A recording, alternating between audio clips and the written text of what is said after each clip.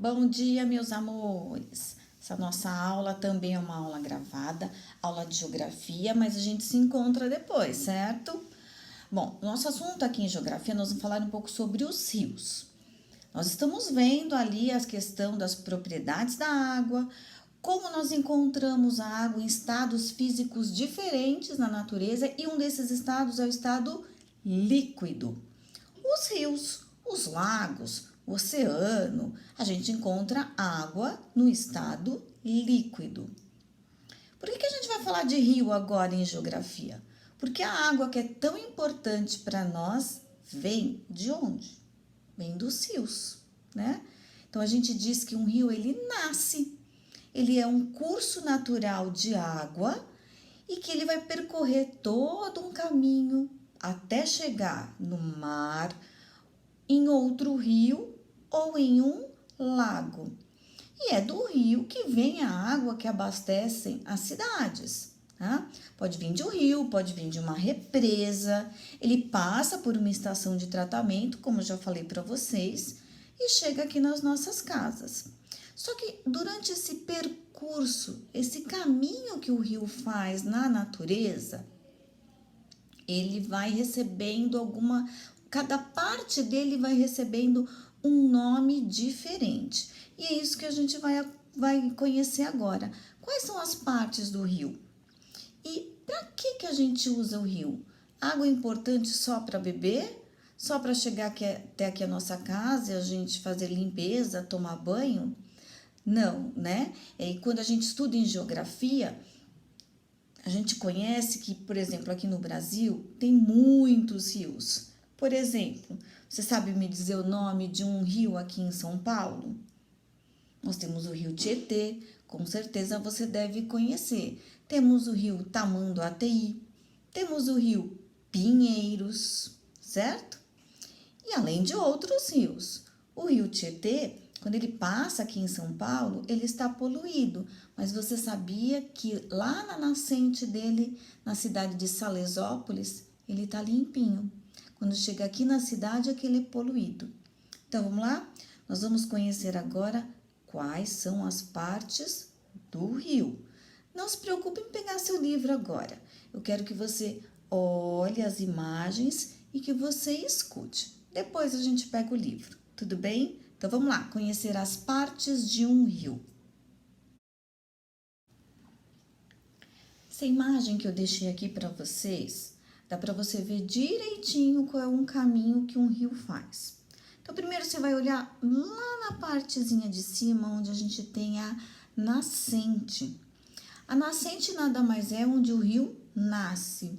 E você vai me perguntar como é que o rio nasce? Bom, é uma água que simplesmente aparece na natureza e ela começa a percorrer um caminho. A partir daí está formando um rio.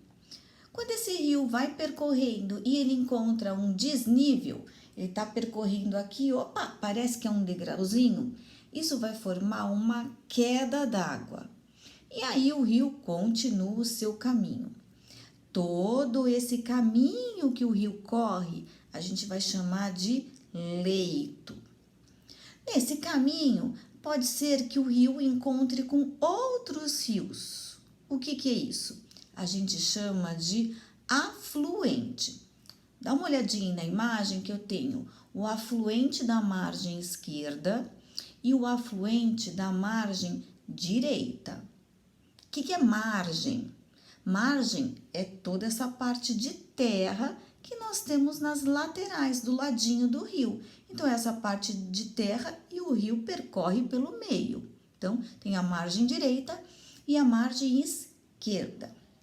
Uma outra parte do rio que você pode observar aí, ela se chama meandro.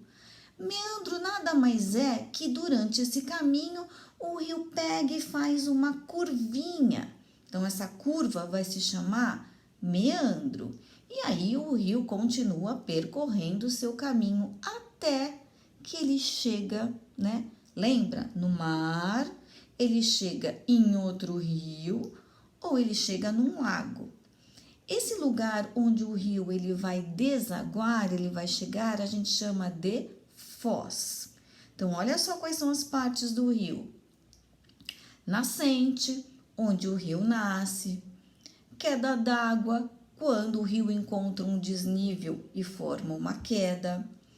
Afluente é quando no meio do caminho ele encontra outros rios.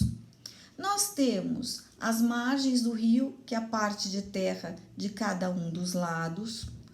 O leito, que é todo esse caminho por onde o rio percorre. E nós temos o meandro, né? Que é a curvinha, que se nesse caminho tem alguma curvinha, o rio faz essa curva, se chama meandro. E temos a foz, que é exatamente o lugar onde o rio deságua, que pode ser um mar, pode ser outro rio ou um lago. Aí, no caso da imagem, a gente vai ver que esse rio, desde lá na nascente, ele vai percorrendo o caminho e deságua no mar, ok? Viram que legal? Né? Então, por exemplo, o rio Tietê, que passa aqui em São Paulo, ele nasce em algum lugar. Procura para você saber, ele nasce numa cidade que se chama Salesópolis. Se você tiver oportunidade, dá uma pesquisada aí na internet e veja onde fica Salesópolis e tenta ver alguma imagem do rio Tietê lá na sua nascente, que é onde ele nasce. Mas agora a gente vai ver um pouquinho para que a gente usa o rio, né? O rio percorre todo esse caminho e vai somente abastecer as nossas casas? Não, a gente aproveita o rio, né, que é um recurso natural. A gente pode aproveitar esse rio de várias maneiras. Então, ele não serve só para gerar água para a gente beber. É o que a gente vai ver agora no próximo slide que eu vou mostrar para vocês.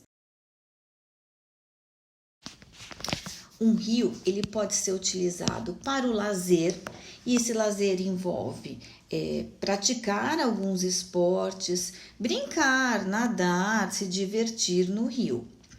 Também pode ser usado como transporte de pessoas e também de mercadorias.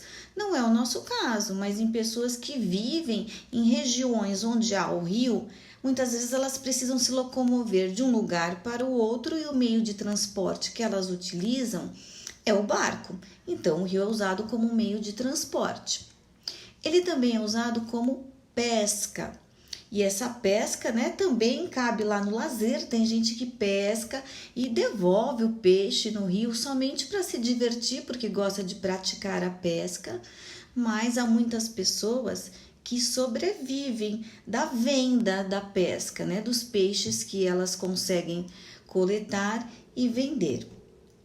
O rio também é usado para o abastecimento de água nas cidades, uma questão que eu já tinha falado para vocês. E também para a construção de hidrelétricas. Quando eu faço uma hidrelétrica, pessoal, eu faço toda uma mudança no curso do rio, de maneira que a força dessa água vai gerar energia elétrica. E essa energia elétrica também vai ser distribuída por todas as cidades. O que eu quero agora? Se você precisar, assiste de novo esse vídeo, ouça de novo as explicações, mas eu quero que você pegue o seu livro, faça as páginas 24 e 25. Então, você vai ler a página 24, fazer os exercícios na página 25. Vai ler a página 26 e, em seguida, fazer os exercícios na página 27. Eu quero que você faça a leitura, porque na leitura você vai ver exatamente tudo isso que eu expliquei aqui para vocês. Tudo bem? Bom trabalho, façam tudo direitinho, que a gente volta a se encontrar. Um beijo, meus queridos!